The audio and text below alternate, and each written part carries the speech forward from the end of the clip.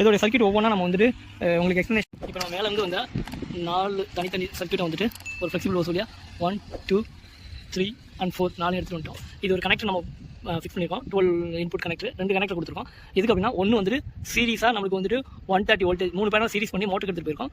மீதி ஒரு பேனலும் ப்ளஸ் இந்த 3 பேனலில் ஒரு பேனல் 2 ஆட் பண்ணி சீரிஸ் பண்ணி இன்வெர்ட்டர் எடுத்துகிட்டு போயிருக்கோம்.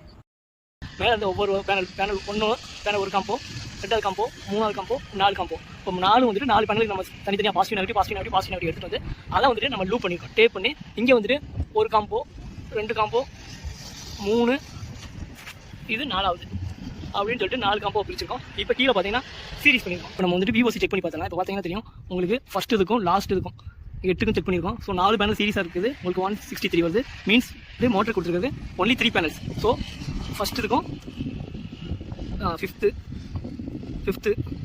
லாஸ்ட்டு இப்போ பார்த்தீங்கன்னா